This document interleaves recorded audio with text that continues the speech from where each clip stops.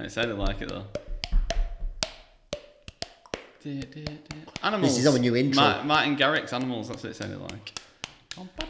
Welcome back to ChatGWT. Gaz, Will and Tim bringing it live. The UK's #1 branding agency.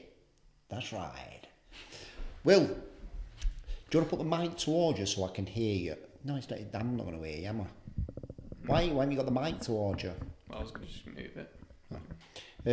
What have you been up to, Will? Since last time? Anything interesting? Playing golf? No, not really. Just house renovation stuff. Gaz? Was she around since last time we did the ChatGWT? Yeah, when I came back, I think. Yeah. Did you? Yeah. One of your things was on. I think one of your questions was on it. Was it? I think so. Yeah. But yeah. Best brand name ever, Ica. The best brand name ever.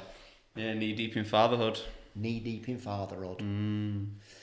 Shall we start with the question? Yes. Who is the question from, William? Bear with me 1 second. Hello everybody on Instagram.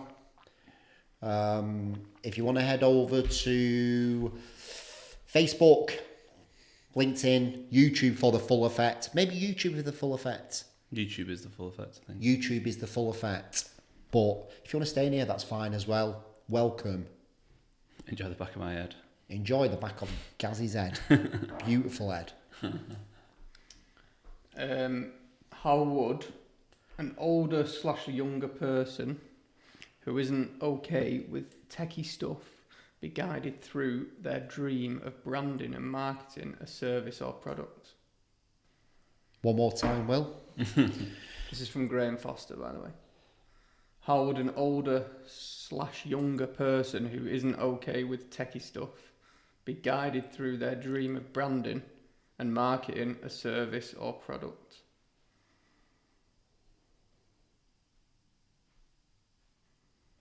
Who's it from? Graham Foster. Ah. Our Graham. Yeah. Shout out to our Graham. An older, younger person. I like the way you've put that. Yeah. It's an hard one to decide for that, isn't it?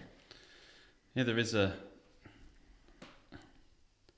You can give a lot of support, can't you? But there is a prerequisite of foundational knowledge. Yeah. Which I guess there is probably like a shrinking demographic of people that suffer from that problem, I guess, you know. It's like my dad's age upwards, and it's like 60, north of 60, probably. I don't know. I guess YouTube's your best bet, isn't it? How to? Yeah, I don't know if that's specifically asking us though how we do it. You know, then point people in the right direction. Just read it one more time, Will, because I don't know if I got it. How would an older/younger person who isn't okay with techie stuff be guided through their dream of branding and marketing a service or product? Graham, that's an absolute puzzle of that one, mate. I think it's... I'm not actually quite sure about the question. What does he mean by the question? I think the question is like, I assume it's putting the perspective of a less computer literate potential customer out there and how they achieve rebranding or marketing the business. And I think it comes back to what I said before, is ultimately, yeah, obviously we can support as much as we can. But there's two ways around it in there. It's either we have to charge, if you can't do something, you know, it's like if you don't know how to fix your car, you have to pay a mechanic, don't you? And in the same way, you know, if you either invest the time to learn it, because that's the thing, is I could go and learn how to fix my car myself, and it cost me a lot of time, effort and energy, wouldn't it? And that's why I don't. I'd rather just pay somebody annually when it breaks, or if it breaks down, or if it doesn't pass its MOT. Yeah. Because I'll invest my time into doing something else and getting better at something else. So What are your thoughts on people just recording stuff and then going to a place like Fiverr and letting someone else do it for you? In terms of like, say Graham, for instance, and he wanted to get his message out there, and he's a bit like that. I don't know how to do captions, put these videos together, where he's quite good at just anybody can just get a phone and just hit record and just talk, and then send that file to some. Well, that's what I was saying. Yeah, I think it's if you don't ultimately you don't know how to do it yourself, you have to pay somebody to do it, don't you? Yeah. And like I say, the thing is with us, I guess I'm probably looking at it from our point of view. Is like we're not the person or the people who are going to sit there and do it all the time. Yeah. You know what I mean? We'll set your foundational stuff up. We'll outlay it for you. We'll get the brand right with the marketing, but then you're probably going to want to employ somebody who can fill that void for you, or use a service like a Fiverr if the quality's there. Yeah. That's the only thing. When you said about Fiverr, if you find the right people on Fiverr. Or places like that, like they are there. Sites. They are there. You've got to you've got to scour a little bit to find the right buzz. But when you found the right one, they work with you really well. Yeah. Basically just doing your video and just uploading it. Well, it's like that one that we were doing the ad, the manager one. Yeah. And that the thing is that's lost in translation bits a bit of a. Well, of course, but that's three of us, like three professionals, me, you, and Will, all sat around, like having to really heavily guide that. And I think I'll look at it and I go, at what point does a regular Joe just give up and go, oh, can't be asked for this anymore? Yeah. Like this will do. Yeah. But I guess again, if you've got a brand standard to uphold, then you've got a bit of a direction, haven't you? But to save going around the houses, I think essentially is we would bring the brand to life. We'll understand the person, create them a brand that will get them where they want to go. Yeah. And then ultimately hand that brand off. Yeah. Or support it if we can do it. If there's something we can physically do, then obviously we can do all those things to get it to the point. But then ultimately hand it off at some point to the client who would then get a more computer literate or more techie savvy person in the role to run and obviously that person's person's got the brand guidelines to go through, understand the brand and what he's trying to communicate. Exactly, so. Yeah, I think the answer is just getting the right person, Graham. Getting the right person. I think you found her. What was she called? Who Graham found? I can't remember her name. Just remember the Silver Surfer was Surfer, somebody said, didn't they? Was the nickname that was thrown around. Yeah. So that's it. Get the right people, Graham. Get the right people. Got 2 messages.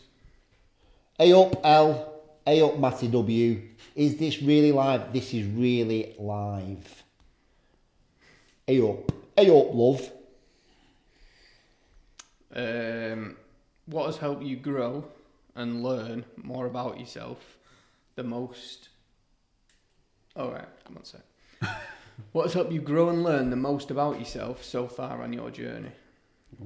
Ooh, good one. Tom Taylor. Tommy T. I think Gaz. I'm going to say Gaz. I know I don't. I like to big him up a little bit every now and then, but like Gaz has been a big one because he's a bit of a challenger for me and always triggers me.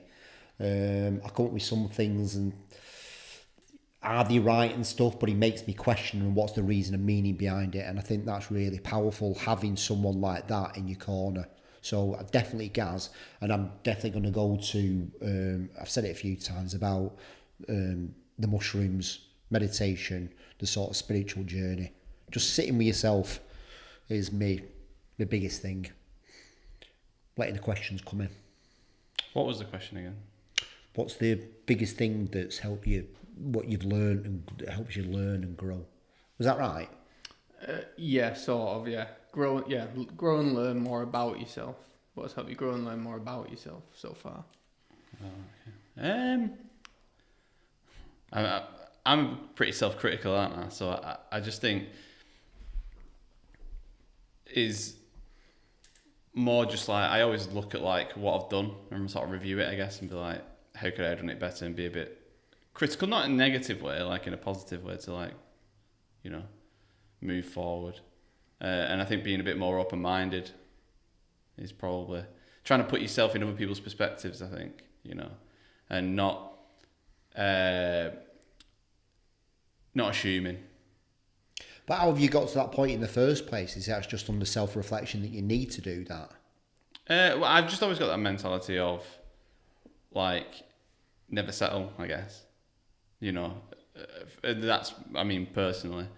Because because I feel like it's that thing, isn't it? Is you stop growing, you die. Yeah, yeah. And Never stop growing. yeah, pretty much, yeah. And I've always had that mentality about like, I just want to get better, I want to improve, because I feel like if you're not doing that, then it's, again, you're pointless. Yeah. There's no point in just sitting still in life, I don't think. Yeah. So yeah, I've always been thinking to do that. But then That's what's good about you though, because you never had someone on your back, sort of like pushing your what's. I mean, it's just sort of like within you. Yeah. To do that. The strange thing is though, as well, is like I didn't really have anyone doing that. Do you know? I think a lot of people who get into that mentality, like it's probably like a parent or something. I'm not saying that my parents didn't push me to achieve, but they definitely wasn't like, you need to do this, you need to do that. But I do it in certain senses. It's not like when I was at school I was going on reading books and that, because I didn't do a lot of reading, you know. Even in daft stuff, like when it just comes to playing sport or computer games or design and stuff. It's only like really within that. So, but I mean, it's everything now, because like, you know, especially brand, it's very philosophical, isn't it? Yeah. I think I excel in doing that stuff, like doing it unconventionally, like conventionally, like by the rules of education system and stuff. It's not for me. But like improvement and like a thirst for knowledge outside of that in a more unconventional thing is definitely like, yeah. What about you, Will? I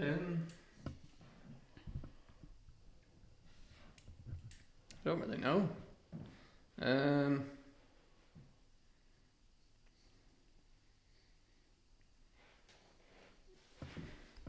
Nothing's really coming to my head. I'm just thinking then essentially your answer was my answer, wasn't it? Because you said me and then I said me. It's fine, isn't it? I'm on both our backs. It's right, mate. Fucking not wrong with that. What about, Will, you know, when you sort of like hear me and Gaz chatting and stuff like that, does that make you think when we're in our... Do you know what I mean? Do you think philosophical? Not really. In that way, no. Not really, no. It's more logical sort of statements that are made that connect with me a little bit more, I guess. And how does what do you do to sort of like learn and grow and to I think stuff it needs to be mentioned a few times, I'd say. Something, for example, that would stick with me. I can't really listen to something once and that's it then. Right.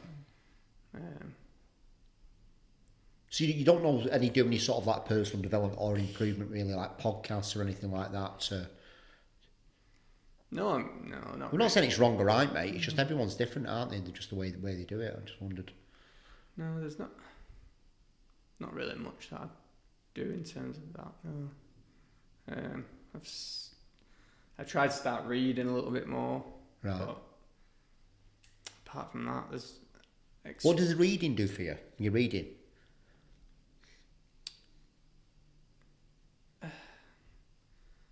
I don't know, because I'm really into like sort of documentaries and whatnot, and I think it's that sort of side of it that,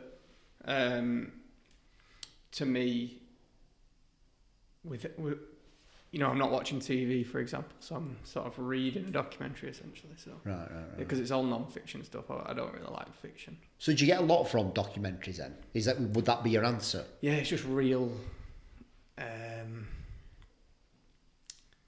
knowledge, I guess. Yeah. I don't know, like external from a TV show. Yeah.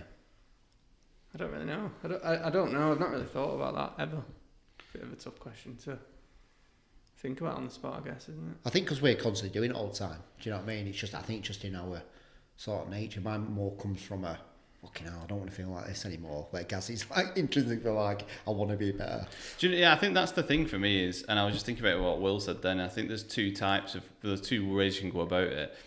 I think what Will likes is quite factual. Yeah. Where it's like, he'll give a fact and it's like, again, I guess that fits more into the way they teach at school. It's like, here, this is the answer. This is the correct answer. Yeah. You know, this is factually what happened. And I think there is some merit to that. My sort of thing is like when... Why? Yeah, exactly, yeah. That's my thing. I look at it and that's the thing is questioning the outcomes or questioning the solutions or questioning the why it is that. And I think that's what really interests me. I'm like, why? Where did that come from? Yeah. And it's funny when that's the thing is when you start to pull the cord back, sometimes it's shocking how quickly the whole thing unravels, isn't it? Yeah. And go, actually, was there much thought that went into this? Yeah. So when you're doing it then somebody says something, do you instantly go to your head and kind of go, that doesn't logically, that's not right, that? Or is it, because when I do it, I'm like, I'll get it, and then I'm like, it just don't feel right, that. But you're more like, that doesn't make any sense. I think it's a combination of both. Right, okay. Sometimes it's just going off feeling. You're like, that doesn't feel quite right though, like you say. Or, yeah, generally, it does come from a feeling. It comes from a feeling, but I think it's halfway in between. I've got, the initial thing is something's off. That's what I get. Right. And then I go, right. why is it off? Yeah. And then I go, right, all right, and then I'll ask a few questions. Right. And again, you start pulling at the cord, then don't you? You ding it back, and then before you know it, probably 3-4 questions into it, you go. So maybe that's like the actual answer is like just trusting your gut. That is it. Yeah, maybe. Yeah. Yeah. Yeah. Potentially. Yeah. I think it's interesting when you try and figure out where that comes from. I don't know if it's something you can teach. Yeah. I don't know. No, I don't. I'm not sure. You just got it in you. Yeah. Go on, Will. Give us another question. What's one thing you believe about marketing that most other agencies would disagree with? Andrew Mead Essential Oils. I believe that there is some corporate professional nonsense that people think they need to adhere to, and it just lacks all fun and personality and sense of humour and being daft as a brush and being a little bit mad, a little bit crazy. And I see it so many times on ads and stuff, and I'm just like, oh my God. Just like, what again? Yeah, I think what I would say is what I generally see looking outwards, I guess, at the other stuff that I see out there. Not necessarily other agencies work on their page, but, like obviously what that has been done for a brand or whatever. And I think a lot of people it's interesting that you follow on from that last question, I think, because it is about questioning everything, basically. And that's how you get to these, I think, solutions where you can have a bit of fun with it. Because the reason why people don't, I think, is because they don't understand if they can or they can't. And when they ask themselves the questions where they can gain an understanding of ultimately who they are, what the brand stands for, all the rest of it, then they know if it's right or wrong to do it. Yeah. Without any substantiation, I guess on that level, you're like, I don't know if I should do it or I'll play it safe. So I think coming back round to the initial point is, it's a lot more performance rather than personality, or more performance than story, I think, and that's what I think grabs people is when you tell them a story, because you go back, my God, probably hundreds, if not thousands of years. Everything we know really from being a child up to being adults is told in story form, isn't it? Yeah. Like writings on the cave wall and hieroglyphics, they're all stories. Story, isn't it? And it's a way we absorb information. And I think I've said it before on one of these, is it doesn't have to be 100% factually correct, even at all, as long as it communicates the sentiment. As long as when you hear the story, you get the sentiment of what he's trying to tell you, like when you watch a Disney film, And I think that's the difference. I had this thought the other day, is like, when you listen to a song, like think of your favourite song, whatever that may be. Yeah. Think about the message they're trying to communicate. Yeah. And then understand how they communicate the message to you. They don't literally go, let's say a song about someone's had their heart broken. They go, and then the lyrics aren't, that bastard broke my heart, then he... I went to Kiss from a Rose Seal. Yeah, I did. Right, weird, isn't it? But whatever, some people argue he's singing about cocaine, right? Which is nice way of the story, Right, but... he's talking about love, not cocaine. Exactly, okay, right. But they could be like, and giving you a literal verbatim thing of what happened. And it's not. You think about it. That stuff does fuel it, but it happens, and then they write a song about it. But the song isn't a literal, this is this, and then this happened, then that happened. They use metaphors, don't they? They paint you a picture. It's very abstract. Because if they did, it'd be very boring. Everyone would be singing the same song. Yeah. So you could go through it, couldn't you? You go through all the artists, and you could pick out how many artists have made a song about getting their heart broken. Yeah. And how totally different they are in mood, in tone, in vocals, all the rest of it. Yeah. And that's the thing you got to do with your brand. Essentially, you got to sing your song, but you got to sing it your way. Yeah. I think what Gazzy's saying, Andy, if you're listening to this, is like one of your Lang Lang bottles. Tell them where the actual oil came from. Maybe a ladybird made love to a unicorn, and then it planted this flower called the Ylang Ylang plant, and this is where it's derived from. That story. Yeah. Yeah. And then, but I think, and however you want to do it, but make it interesting. Yeah. Because if you give them the literal thing, I understand it, but it don't make me feel anything. You know. Yeah. Stories, isn't it? I think that's the thing. I think people, the too literal, the too logical, they get stuck in, and not necessarily the content of the thing, but it's all the solution is again coming into another thing of what our agency approach is like. You know, oh well, we have to design it this way because it gets this result. You know, and I believe in that to a point, and then I think it's more about engaging the individual on another level. You know, listen, we all have habits and we all are similar in a lot of senses, but I don't think it's the be all and end all. You know, and a lot of people dilute it back down to like this is just what it has to be. I think the more creative you can be in the modern world, and the more different, the more you can stand out, then the more traction you get ultimately. There's your answer, Andy. Boom. Big G, 1, 2, 3. Go on. From the Neuro Barber, what makes a powerful brand? Yes, Craig. What was the question? What makes a powerful brand? That's our Craig Edison. Craig's Barbershop. Oh, okay.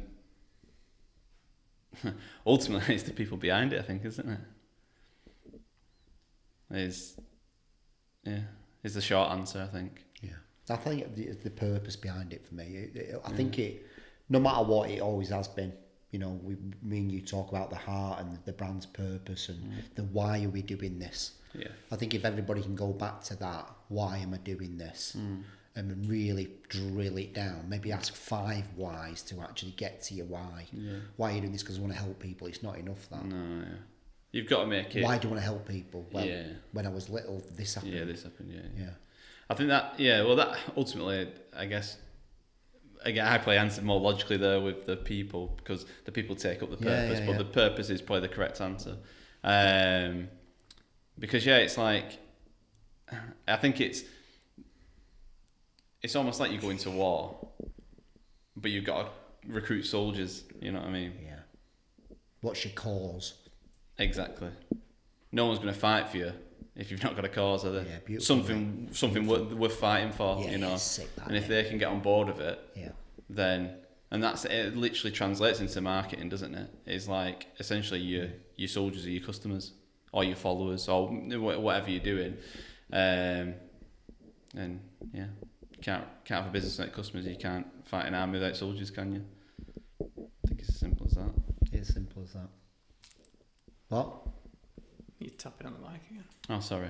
Just say it. Yeah. Well, it's no problem. Break the fourth wall. Like, you know when he's like being fucking, this is it. Yeah. Purpose.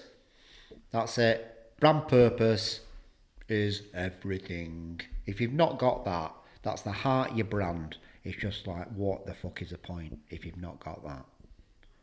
It's internal and external as well, isn't it? He's looking again because you keep touching the stand. Look at him. Is it that bad though? I don't know. I can't hear it, me. Yeah, it's quite obvious. Is it? Next question. Kiss from a rose. How often should I be turning up online? Do I need content pillars, or should I just be worrying about getting myself into the habit, then refine all these things as I move through social media game? You've answered your own question. I don't even know why we need to answer this question. You just fucking start posting. This is L. Jones, by the way. 3 posts a day. Stop fucking about. Show up. Start doing it, and then refine it later. The thing will just happen. Yeah, I think to start with, I think the hardest thing is just getting yourself comfortable. If you, creating the content, whatever that is, I think it's getting in front of the camera if Yeah, you've had anything to do with it. But I do believe once you get past that though, in terms of the refining process, I think you have formats, don't you? Yeah. There's a lot of formats. Yeah. And then I think it's a case of finding your format and what works best for your content. Agree. I totally agree with you, mate. I think if you do a format to start off with, right, and you can't start doing videos, what the fuck is doing point to do with the format? Yeah. Get comfortable with getting in front of the camera, just keep talking, and then put a format, little strategy together, and then refine it afterwards. Yeah, because I mean, there's a lot of people. I mean, if you just watch social media, like what you're following already, you can start to pick out formats, can't you? Like man on the street. Now she changed to El Mary. Hitting my feels. I've done one post today after our call. Well, one post isn't enough, El. Mm-hmm. One post is not enough. 3 posts a day. Okay? Stop fucking about. I think one of the biggest ones I see on social media now is man on the street, innit? Where you just got a guy with a microphone, just goes to people and just starts asking people questions. Yeah. That School of Hard Knocks guy does it. They've seen he basically goes and finds millionaires. Right, yeah, I think I've seen. And he goes over and says, "Can I ask you a few questions so that he can benefit, young entrepreneurs or whatever." Did Simon Squibb start this sort of like? Well, yeah, he does it, but he's been going for years, hasn't it? Oh, was it? Well, think about it. You go back to TV shows. Oh, yeah, I suppose, yeah. It goes. I don't know where you trace something back to, but I bet they go back, years and years. But Simon Squibb's a big one, yeah. He's the man of the dream. Do you think we should do that? You could do. What would we say if we were going to do it? What's your purpose? It'd be very similar to Simon Squibb's, wouldn't it, really? But he does it more from a business-led thing, where we do it more of a brand thing. But yeah, that's one. I don't know what the thing is, but it's like when you have the same person playing 2 roles. Do you know? So it's like, for example, it'll be you, and whether you change your appearance or whatever it is, but you would be branding agency Tim Marner Tim. Yeah. Creative director Tim, and then you would also be client Tim. And it's just a way of showing both sides of the conversation. I can't remember. They've all got names, haven't they, all the different formats. I think if you literally go to, if you're using ChatGPT or you're just using Google, just go on and just type in social media content formats, and there'll probably be 10 straight away there that you probably go, yeah, no, I want that one, or that feels right for me. I think it's a delicate balance of going, you need to be comfortable with creating the content first and foremost. I agree with that, but then it's like an exercise routine, right? It's like anything. Ultimately, if you fucking hate running, there's no point in running. And if you love going to the gym, then go to the gym. Whatever works for you in terms of the format. And you can get into it. You can argue semantics on, oh well, this performs better for this thing, and there is an element of market research and I guess just doing and analysing and all the rest of it.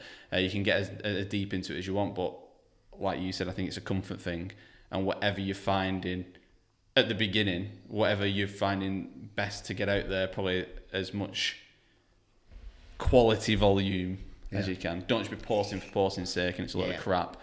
I'd always go quality over quantity. Yeah. But do something that you can post as much quality as you can. Yeah. Which usually comes from your purpose and your values, doesn't it? And who you are. But that's something I'd rather post 1 top quality video a week than post 3 shit ones a day, And there'll probably be experts who argue against that. But I think it's a delicate balance anyways. I think you need to hit a certain quality level whilst getting a bit of volume out there as well. So it's probably somewhere in the middle and being idealistic. But yeah. I just post as many times, 6, 7 times a day. I'm not asked. Well, yeah. I mean, you can go either way, can't you? Play a numbers game. If it feels right, you're not just doing it just for doing its sake. Like, well, that's the difference. But, it's like we were thinking about the aeroplane one. Do you know what I mean? And there was a point where we were going to force it out, and I'm like, no, we'll just wait because it will be good. That it'll be a good little video. That, but you've got to do it when it feels right.